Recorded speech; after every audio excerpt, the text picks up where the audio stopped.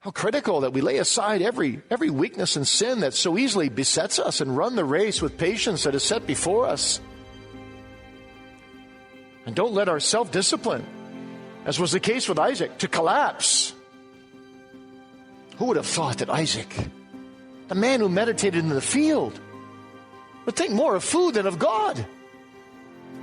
And Isaac entreated the Lord for his wife, because she was barren, and the Lord was entreated of him, and Rebekah and his wife conceived.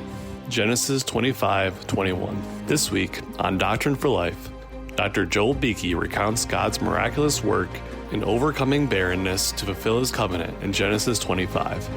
To enjoy more resources from the pen and pulpit of Dr. Beeke, please visit joelbeeke.org. There are few chapters, congregation, that have more suspense and emotion and excitement in them than this incredible story recorded for us in Genesis 27. But of course, this is much more than a moving and exciting story. It's actually a story with a subject. And the subject is blessing. The word blessing, the Hebrew root word for blessing, is used in this chapter 22 times, 17 times as a noun, 5 times as a verb. So the whole theme of this chapter is obviously the blessing. And it's summarized in the text before us tonight. Verse 33, where we read these words, "And Isaac trembled very exceedingly and said, Who? Where is he that hath taken venison and brought it me? And I have eaten of all before thou camest, and have blessed him. Yea, and he shall be blessed." Well, obviously this is a very important subject for us still today. How does the blessing of God function in our lives? How does it come into our lives? Why does God bless some people and not others? Can we lose God's blessing by our disobedience? Questions like these are answered, interwoven throughout this story. So with God's help, we want to look with you tonight at this simple theme, blessing, or the blessing. And 3 thoughts. First, the source of the blessing. Second, the sovereignty of the blessing. And third, the spoiling of the blessing. The blessing, its source, its sovereignty, its spoiling. Jacob shall be blessed. That runs throughout this chapter. It's in our text. Isaac regretfully has to acknowledge it. I have blessed him, yea, and he shall be blessed. But why? What's the ultimate reason? What's the source? The underlying cause? Well, the answer is obvious, isn't it? And you know it. It's the will of God. He is the source of all blessing. He will be blessed because God's will and God's purpose is that he will be blessed. Jacob does nothing in this chapter and has never done anything to deserve the blessing. And in a marvelous way, in an amazing way, God overturns Isaac's as well as Esau's connivings, and Jacob gets the blessing. Isaac has his favorite, but God turns it upside down. Well, the chapter begins by telling us that Isaac is old. He does what's right. He's setting his house in order. He's actually 137 here, most commentators think. His brother Ishmael had died 14 years earlier. He was going to live for another 43 years. He didn't know that. He thought he was facing imminent death, but He would live to actually be 180. He won't die until chapter 35. But it's wise, isn't it, to set your house in order, because you really don't know when you're going to die. Today we would say Isaac was drawing up his will like we should do. He was getting things ready. So he says to his son Esau, that my soul may bless thee before I die. Go make me some venison. You know the kind of venison I love. Take your bow and your arrow and go out and shoot something and bring it back to me. Cook it up the way I like it. And Esau enthusiastically agrees. He wants the blessing. He forfeited it once for a mess of pottage. But it's great that it seems his father has forgotten, and he might get the blessing after all. And so he departs quickly. He who once despised his birthright now wants the blessing back. But it wasn't meant to be. You see, God stands behind every detail of this story.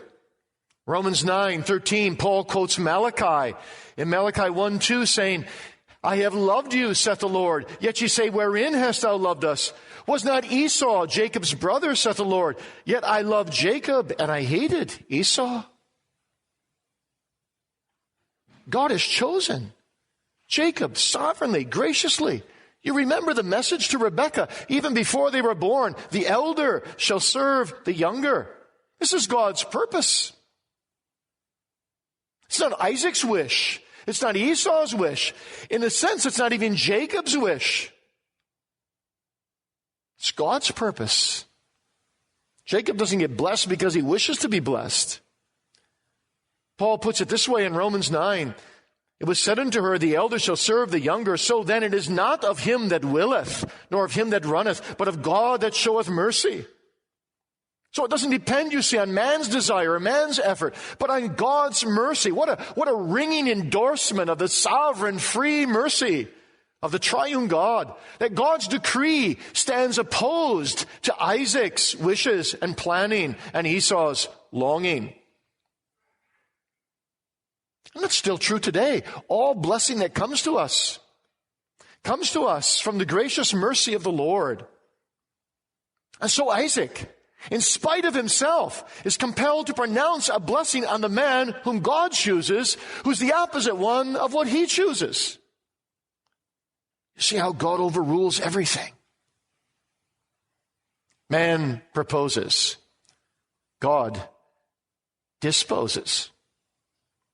And so Isaac pronounces the blessing in verses 28 and 29. He gives to Jacob the blessings of prosperity and preeminence and protection. When he finds out what he's done, he's appalled. He's horrified. He trembles very exceedingly. It's the strongest possible word used in the Hebrew language. He's overwhelmed as he realizes that God trumped his sinful, schematized planning. And he's actually forced to worship and to submit and to say to Esau, I have blessed him, and indeed he shall be blessed. So here's the source, the will of God, the purpose of God, the mercy of God. And if you belong to Christ, this truth ought to bring you to humility and to thankfulness tonight. Because if you've been blessed by Christ, you know deep down that it has nothing to do with you. It was simply the will and the purpose and the mercy of God. God's decree, God's grace, not anything you are or anything you have done. It's not our goodness or our praying or our law keeping or our piety or our efforts or our background. It is God's free, sovereign mercy. I will have mercy on him whom I will have mercy. This is a ringing endorsement through the commentary we have on Genesis 27 and Romans 9 of the sovereign grace of God. And that touches the hearts of God's people and makes them bow in gratitude and hopefulness. Because if God does it for me, he can do it for my spouse, he can do it for my children, he can do it for my grandchildren, he can do it for my parents. This is hopeful, you see. Election is not our obstacle. Election is our friend. Election encourages us. Election moves us to prayerfulness. That God will fulfill His own will, His own purpose, His own kingdom. That God will change every unconverted relative we have and friend we have to know the Lord in truth. Oh, what a blessing that God takes reasons out of Himself to bless. What an encouragement. What an encouragement for you parents who have children right now of whom you have to shake your head and say, I'm afraid they're going the wrong way. I'm afraid they show no concern for their souls, no interest in the things of the gospel. If God has chosen them, He'll bring them back.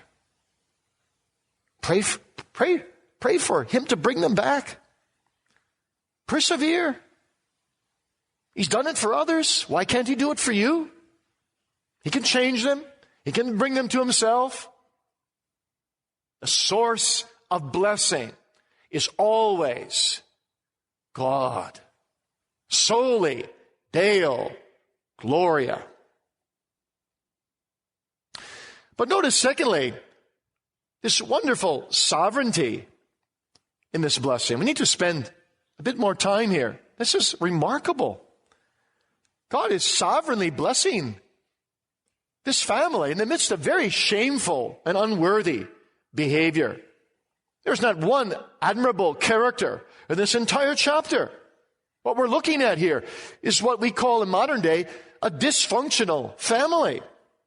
There's lots of codependency going on here. Problems galore. This is a family where relationships have broken down into bitterness and alienation. There's a widespread moral collapse. Even in the family, the one family known to God on the earth who was in the covenant line. What a tragedy. Let's look at each of the participants just a moment. First, there's Isaac. He's an old man now. He's been a believer for most of his life. And yet here he appears so immature. His old age is pitiable and shameful. He knew that God said, the elder shall serve the younger. But Esau is his pet. He plays favorites. He must surely have known that Esau also sold his birthright to Jacob for a bowl of pottage, that he had despised his birthright. And he knew what Esau was turning out to be. After all, the last verses of the former chapter that I read to you say that his foreign wives, which he took against their will, the will of his parents, were a continual grief, not just to Rebekah, but also to Isaac. Esau purposely went out of the godly line and brought paganism and corruption into their home. And yet Isaac is so self-centered in his old age. He likes Esau so much because Esau goes out and gets him good food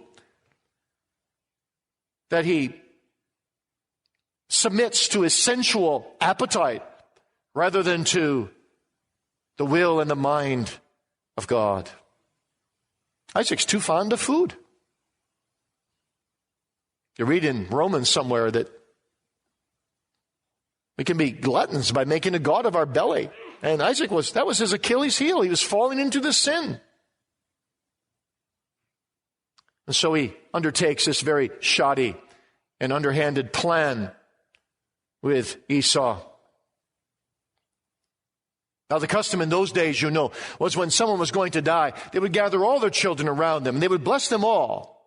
But one son would get the first and the greatest blessing, usually, almost always, the oldest son. So probably what Isaac does is he reasons with himself. He tries to reason away God's plan and reason in his plan and say, this is the normal way. This is what people would expect me to do, to bless my firstborn. Yet he doesn't dare tell Rebekah because he knows he's going against God's will. And he doesn't dare tell Jacob. So he does it privately with Esau. Sneakily. Just Esau and me. A shameful way for a head of a family to behave. And no wonder Rebekah's angry when she eavesdrops and overhears it. She realizes, of course, that her husband, her heroic husband, who loved her so much before, is now working against her and against Jacob and against the will of God, most of all. The hero of Mount Moriah has backslidden into gluttony. Everywhere in this chapter, we smell the kitchen, don't we? We smell the food. Everywhere it's talking about food and preparing venison. Isaac loved Esau, we're told, already 2 chapters ago, because he did eat of his venison.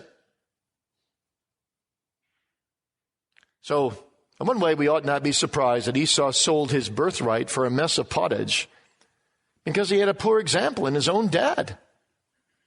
His dad was willing to try to trick God and trick his family for one meal as well.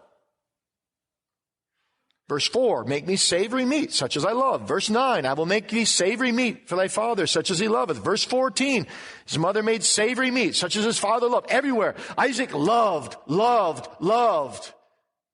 savory meat.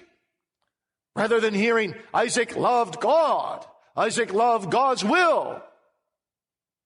Oh, this poor man, he's so far from where he ought to be. The whole scene is impregnated with the smell of cooking. What a danger as we get older, that maybe we lose some of the lusts of the flesh, but we can take on other lusts of the flesh. Sometimes older people take on this very lust, don't they? I remember one lady saying to me one time, I live for food. What a tragedy. My friend, is there any lust of the flesh that you have that you're giving inordinate attention to that is interrupting your walk with God? How critical that we lay aside every weakness and sin that so easily besets us and run the race with patience that is set before us. And don't let our self-discipline, as was the case with Isaac, to collapse.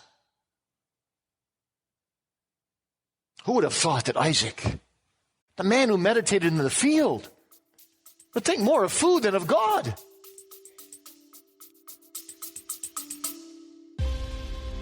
Let's take a quick break. You're listening to the All of Life for God podcast from Reformation Heritage Books.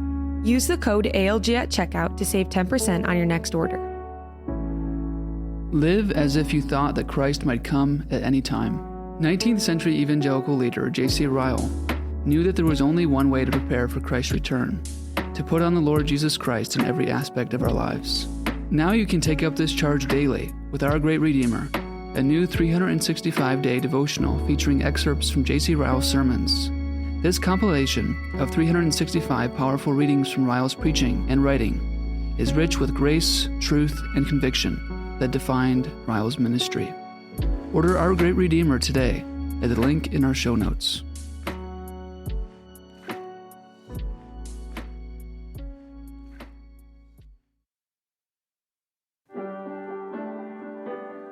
What is the chief end of man? To glorify God and enjoy Him forever. For centuries, the Westminster Shorter Catechism has helped Christians, young and old, to know their chief end. William Boekestein, Jonathan Landry Cruz, and Andrew J. Miller's insightful devotional, Glorifying and Enjoying God, introduces a new generation to its powerful message in 52 short chapters. Visit heritagebooks.org/glorifying to learn more.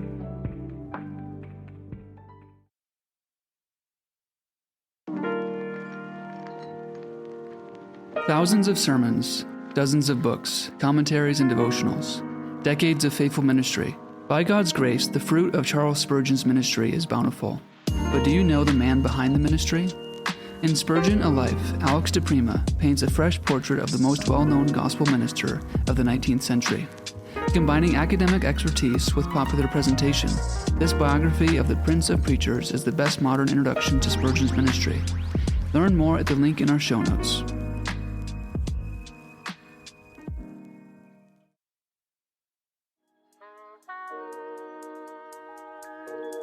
I am not ashamed of the gospel of Christ, for it is the power of God to salvation for everyone who believes. Romans 1, verse 16. This truth is at the heart of Paul Washer's Christ-exalting preaching. From the Recovering the Gospel series to the Preeminent Christ, Washer's works call believers and unbelievers alike to behold the Savior in the gospel. Explore the writings of Paul Washer, published exclusively by Reformation Heritage Books, by visiting heritagebooks.org/paulwasher. Thanks for listening to the All of Life for God podcast. Don't forget to enter the code ALG to save 10% on your next order with Reformation Heritage Books.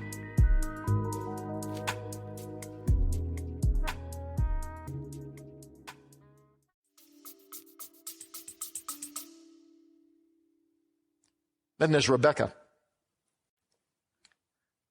least we have to give her credit in one sense. She wants the will of God to be done. That's a good thing.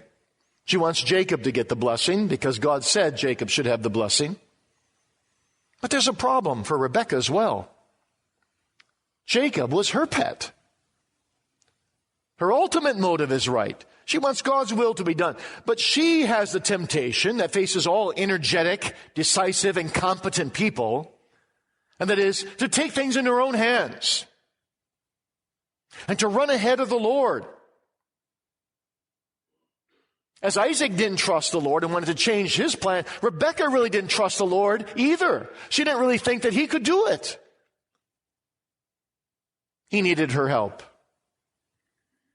So she won't wait for God.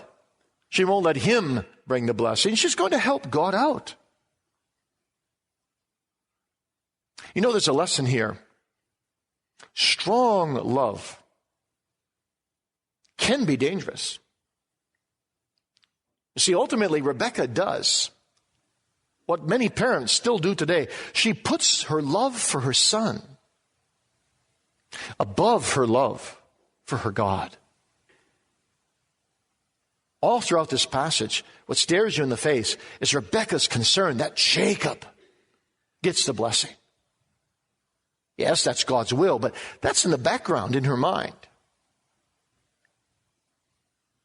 She won't trust God either. So she cooks up this devious plan. She takes the flesh of young goats and she knows exactly how to make them the way Isaac likes them. She knows the spices he likes. She makes his favorite recipe. She takes kids' skins to cover Jacob's arms and neck in order to deceive her own husband. She dresses Jacob in his best clothes. What an example for Jacob. Is this the way to live in a Christian home? Covering up, game playing. You know what's interesting when you study this chapter carefully? There seems to never be more than two people talking to each other. Did you notice that? This is a fractured, alienated family. First Isaac talks to Esau. Then Jacob talks to Rebekah. Then Isaac talks to Jacob. Then Isaac talks to Esau. Then Esau talks to Isaac. Then Jacob talks to Rebekah. The family never gets together. They never talk through their problems. They never sit down. It's all behind each other's back, hiding things. Isaac doesn't tell his wife what he's planning. She has to eavesdrop. She doesn't tell Isaac what she's planning. Actually, 3 times, it's rather ominous. 3 times she says to Jacob, your father, your father, your father. She never says, my husband. It's a sign of breakdown right there, isn't it? A warning. This is the relationship of which we read. Remember how beautiful it was back in Genesis 24. Isaac loved Rebekah, the Bible says. Took her into his mother's tent and was comforted. What's happened? Where has love gone? How have they drifted away from each other? Strangers, hostile, suspicious of each other. What a mess.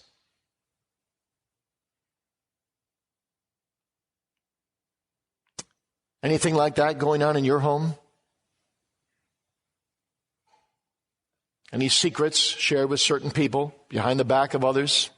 Not good. Not a good sign. What about Jacob? Well, in some ways, he's the most contemptible figure in the whole chapter. He's willing to cheat his old blind father. He doesn't hesitate at the deceitfulness and nastiness of what is proposed. The only objection he raises to his mother's plan isn't because of what God might think of it, but I shall seem as a deceiver and I'll bring a curse upon me. It's all about me.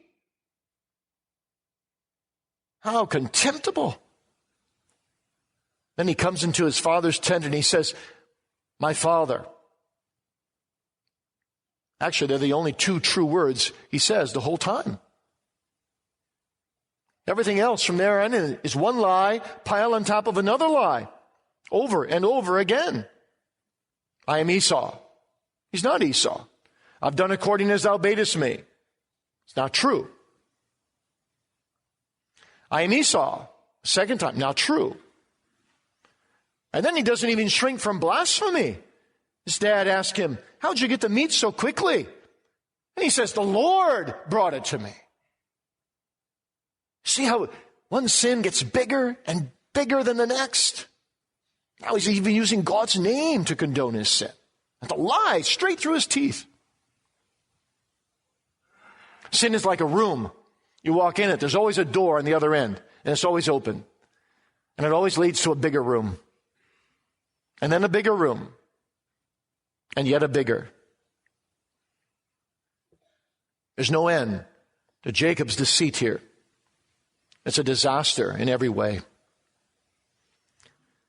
Jacob teaches us here that we have to learn, boys and girls, teenagers, parents, seniors, we have to learn to say no when people present us with sinful plans. The little word no can save us from a very big fall. A very big fall. And then there's Esau. Esau is a person, perhaps when you read this chapter, you might end up having most natural sympathy for Esau. You'll hear him cry. You'll hear his bitter tears. But we really shouldn't feel too sorry for Esau either. Esau had despised his birthright. He did sell it for a bowl of pottage. And he has only himself to blame for all that follows. He's crying now over what he said he didn't want in the past. And don't forget, he was willing to plot in secret against his brother as well. He too knew that his brother had gotten the birthright. He's not seeking God here. He doesn't accept responsibility here for what he's done. He says in verse 36 of Jacob, he took away my birthright. Not true. Esau sold it to him. For one bowl of soup. And so Isaac's blessing of Esau at the end of this passage amounts to nothing more than what one commentator calls a modified curse. What a sorry picture Esau is as well. And what a lesson we have to learn from him. We learn this from Esau, that tears are not enough. Hast thou but one blessing, my father? He weeps. Bless me, even me also. But he couldn't alter what happened, you see. He wanted the blessings outwardly, but he didn't want the blesser. He wanted the gifts, but he didn't want the giver. He cried over lost blessings. He didn't cry over his sins. He never broke his heart because he despised the birthright, but only because he would lose what he wanted. See, he never really repented.